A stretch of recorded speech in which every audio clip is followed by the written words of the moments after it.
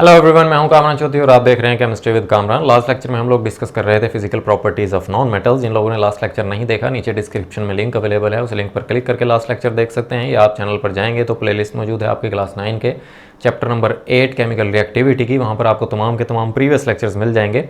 आज के लेक्चर में हम बात करने वाले हैं chemical properties of non metals. अब सबसे पहले तो मैं आपको ये बता दूं कि केमिकल प्रॉपर्टी क्या होती है। किसी भी केमिकल रिएक्शन के दौरान जब आप किसी भी सब्सटेंस को ऑब्जर्व करते हैं, उसमें आने वाले चेंज को ऑब्जर्व करते हैं during a chemical reaction, then उन प्रॉपर्टीज़ को आप क्या बोलते हैं? केमिकल प्रॉपर्टीज़ बोलते हैं। जैसे केमिकल रिएक्टिविटी, केमिकल स्टेबिलिटी, या इन heat of combustion, enthalpy of formation, या ऑक्सीडेशन स्टेट। ऑक्सीडेशन स्टेट जैसे आपने चैप्टर नंबर 7 इलेक्ट्रोकेमिस्ट्री के चैप्टर में आपने पढ़ा था, जब आप फाइंड आउट करते थे कि किस एलिमेंट की ऑक्सीडेशन हो रही है, किस एलिमेंट की रिडक्शन हो रही है, कंपेयर करते थे आप रिएक्टेंट और प्रोडक्ट्स को। आप देखते थे कि रिएक्टेंट और प्रोडक्ट्स में किस एलिमेंट की ऑक्सीडेशन इंक्रीज हो रही है या डिक्रीज हो रही है, मीन्स के चेंज आ रहा है ऑक्सीडेशन स्टेट में। सो इस तरह की जो प्रॉपर्टीज़ होती हैं उनको आप केमिकल प्रॉपर्टीज़ बोलते हैं।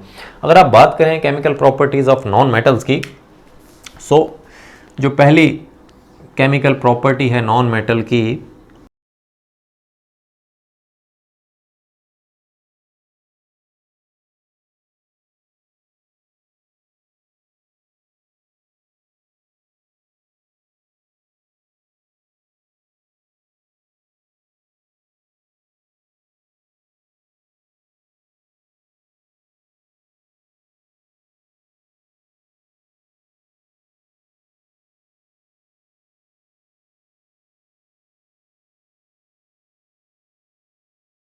जो नॉन मेटल्स होती हैं उनके जो वैलेंस शेल्स होते हैं उनमें इलेक्ट्रॉन्स की कमी होती है। सो वो क्या करते हैं कि इलेक्ट्रॉन्स को एक्सेप्ट करते हैं। इलेक्ट्रॉन को जब कोई भी एटम एक्सेप्ट करता है उस पर नेगेटिव चार्ज आता है, नेगेटिवली चार्ज आयन बनता है जिसको आप एनाइन बोलते हैं। सो इस तरह से जो नॉन मेटल्स होती हैं इलेक्ट्रॉन्स को एक्सेप्ट करके वो अपने वैलेंस शेल में इलेक्ट्रॉन्स पूरे करते हैं।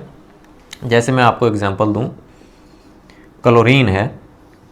क्लोरीन का जो एटॉमिक नंबर होता है वो 17 होता है।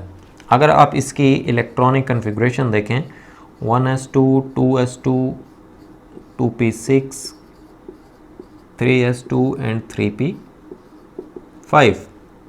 ये हो गया इसका पहला शेल, ये दूसरा शेल एंड ये तीसरा शेल। सो इसका जो वैलेंस शेल है, थर्ड शेल है, एम शेल है, उसमें आप देख रहे हैं कि टोटल 7 इलेक्ट्रॉन्स हैं। इसको ऑक्टेट कंप्लीट करने के लिए एक इलेक्ट्रॉन चाहिए। सो क्लोरीन क्या करता है? क्लोरीन एक इलेक्ट्रॉन जो है वो एक्सेप्ट करेगा एंड नेगेटिवली चार्ज्ड आयन बनाएगा और स्टेबल हो जाएगा। सो इस तरह से जो नॉन मेटल्स होती हैं उनकी एबिलिटी होती है इलेक्ट्रॉन्स को एक्सेप्ट करने की, जिसको आप बेसिकली नॉन मेटेलिक करैक्टर बोलते हैं। ठीक। जो सेकंड प्रॉपर्टी है,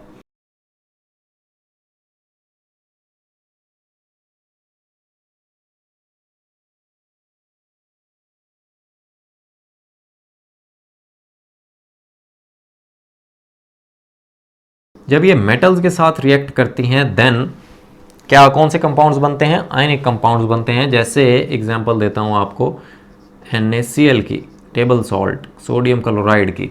अब सोडियम क्लोराइड, सोडियम मेटल है और क्लोरीन जो है वो नॉन मेटल है। सो इस तरह से जो नॉन मेटल्स हैं वो जब मेटल्स के साथ रिएक्ट करते हैं देन आयनिक कंपाउंड बनता है। एंड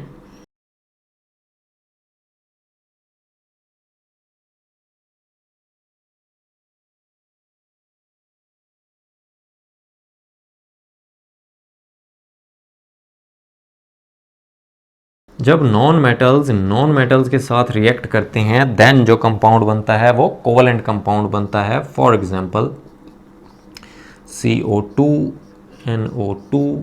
सो इस तरह के जो कंपाउंड्स होते हैं ये कोवलेंट कंपाउंड्स हैं।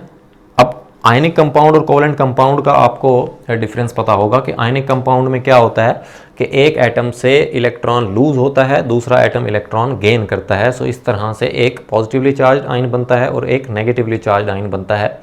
जब positively charge ion negatively charge ion के करीब आएगा, उनमें इलेक्ट्रोस्टैटिक फोर्स ऑफ अट्रैक्शन होगी, देन जो बॉन्ड बनता है उसको आप क्या बोलते हैं? Ionic bond. और कोवलेंट बॉन्ड क्या होता है कि ऐसा बॉन्ड जिसमें एलिमेंट्स जो हैं वो इलेक्ट्रॉन्स शेयर करते हैं। सो ऐसे कंपाउंड को, ऐसे बॉन्ड को आप क्या बोलते हैं? कोवलेंट बॉन्ड बोलते हैं। और इस तरह के कंपाउंड को आप कोवलेंट कंपाउंड बोलते हैं। नेक्स्ट प्रॉपर्टी क्या है कि जो नॉन मेटल्स होती हैं they do not react with water. जो नॉन मेटल्स हैं वो वाटर के साथ रिएक्ट नहीं करती। हाँ, अलबत्ता जो नॉन मेटल्स के ऑक्साइड्स हैं वो वाटर के साथ रिएक्ट करके एसिड्स बनाते हैं। नेक्स्ट प्रॉपर्टी क्या है,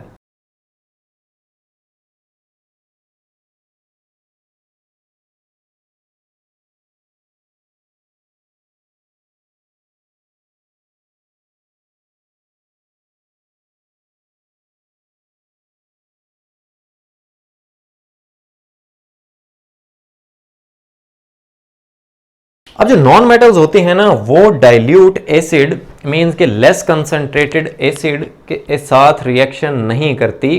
क्यों? क्योंकि जो नॉन मेटल्स होती हैं वो तो खुद इलेक्ट्रॉन को एक्सेप्ट करती हैं। इसका क्या मतलब हुआ, जैसे मैं आपको एग्जांपल से समझाता हूं कि एक एसिड है सपोज HCl, ठीक है। अब HCl में हाइड्रोजन और क्लोरीन ने अपना एक एक इलेक्ट्रॉन शेयर किया हुआ है। क्लोरीन के वैलेंस शेल में 7 इलेक्ट्रॉन्स होते हैं और हाइड्रोजन के पास तो एक ही इलेक्ट्रॉन होता है। सो इन्होंने ये शेयर किए हुए हैं अपने अपने इलेक्ट्रॉन। जब ये एसिड ब्रेक होगा इनटू आयंस, देन क्या होगा कि ये जो हाइड्रोजन होता है ये अपना इलेक्ट्रॉन किसको दे देगा, क्लोरीन को दे देगा। सो यहाँ से बॉन्ड ब्रेक होता है, ठीक। जब ये हाइड्रोजन अपना इलेक्ट्रॉन क्लोरीन को दे देगा देन हाइड्रोजन पर पॉजिटिव चार्ज आ जाएगा। जस्ट इसके न्यूक्लियस में एक प्रोटॉन रह जाएगा, क्योंकि हाइड्रोजन का एटॉमिक नंबर 1 होता है, इसके पास एक प्रोटॉन होता है। जो इसके पास एक इलेक्ट्रॉन था वो इसने लूज कर दिया, वो इसने दे दिया क्लोरीन को। सो इस तरह से इसका पहला शेल खत्म हो गया जिसमें 2 इलेक्ट्रॉन्स होते हैं मैक्सिमम, क्योंकि पहले शेल में मैक्सिमम 2 इलेक्ट्रॉन्स आ सकते हैं। सो इसका पहला शेल खत्म हो गया। अब इसका मतलब ये है इस H पॉजिटिव आयन का कि इसको 2 इलेक्ट्रॉन्स चाहिए, ठीक है। जबकि जो हाइड्रोजन था इसने अपना एक इलेक्ट्रॉन जो है वो क्लोरीन को दे दिया था। सो इस तरह से क्लोरीन पर कौन सा चार्ज आ जाएगा, नेगेटिव चार्ज आ जाएगा, ठीक है। सो इस HCl की ब्रेकडाउन के रिजल्ट में जो ये H पॉजिटिव आयन बना, अब इसको 2 इलेक्ट्रॉन्स चाहिए। सो इस वजह से जो नॉन मेटल्स हैं वो एसिड्स के साथ, डाइल्यूट एसिड्स के साथ रिएक्ट नहीं करती। क्यों? क्योंकि जब डाइल्यूट एसिड्स ब्रेक डाउन होंगे इनटू आयंस और वो H पॉजिटिव आयन बनेगा, सो उसको तो 2 इलेक्ट्रॉन्स चाहिए। सो जो नॉन मेटल्स होती हैं वो इस वजह से डाइल्यूट एसिड के साथ रिएक्ट ही नहीं करती ताकि वो उन्हें इलेक्ट्रॉन्स ना देने पड़े। क्यों? क्योंकि उनकी तो इलेक्ट्रॉन एक्सेप्ट करने की एबिलिटी होती है, जिसको आप नॉन मेटेलिक करैक्टर बोलते हैं, ठीक है। जो नेक्स्ट प्रॉपर्टी है वो ये कि जो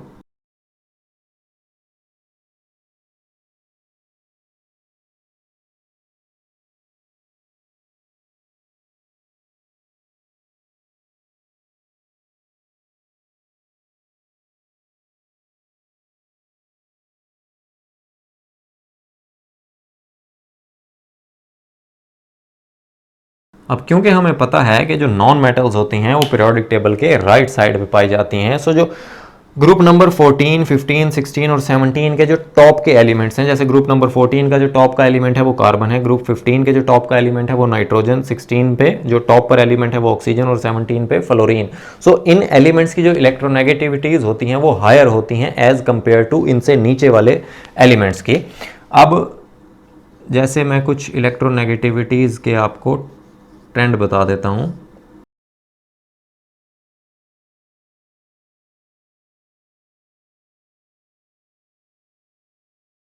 सो जो सबसे हाईएस्ट जो इलेक्ट्रोनेगेटिविटी होती है वो फ्लोरीन की होती है, विच इज 4, ठीक है। जो फ्लोरीन की इलेक्ट्रोनेगेटिविटी होती है वो 4 होती है। फ्लोरीन से कम जो इलेक्ट्रोनेगेटिविटी होती है वो ऑक्सीजन की होती है, विच इज 3.5, ठीक है। इसी तरह से जो क्लोरीन की इलेक्ट्रोनेगेटिविटी होती है वो कितनी होती है, 3। नाइट्रोजन की भी इलेक्ट्रोनेगेटिविटी 3 होती है। ब्रोमीन की इलेक्ट्रोनेगेटिविटी भी 3 होती है। सल्फर की जो इलेक्ट्रोनेगेटिविटी है वो 2.5 होती है। कार्बन की भी इलेक्ट्रोनेगेटिविटी 2.5 होती है। आयोडीन की भी इलेक्ट्रोनेगेटिविटी 2.5 होती है। एंड फास्फोरस की जो इलेक्ट्रोनेगेटिविटी होती है वो 2.1 होती है। सो इस तरह से ये कुछ ट्रेंड थे इलेक्ट्रोनेगेटिविटीज़ के। आपने देख लिया कि किस एलिमेंट की इलेक्ट्रोनेगेटिविटी सबसे ज़्यादा हाई होती है और इस तरह से इलेक्ट्रोनेगेटिविटीज़ डिक्रीज होना स्टार्ट होती हैं इन एलिमेंट्स के लिए। ठीक है, तो ये तो थी chemical properties of non metals. उम्मीद है आपको अच्छे से क्लियर हो गई होंगी। अगर आपको वीडियो पसंद आई है देन चैनल को सब्सक्राइब जरूर कीजिएगा, वीडियो को लाइक किया करें, शेयर करें। Thank you very much.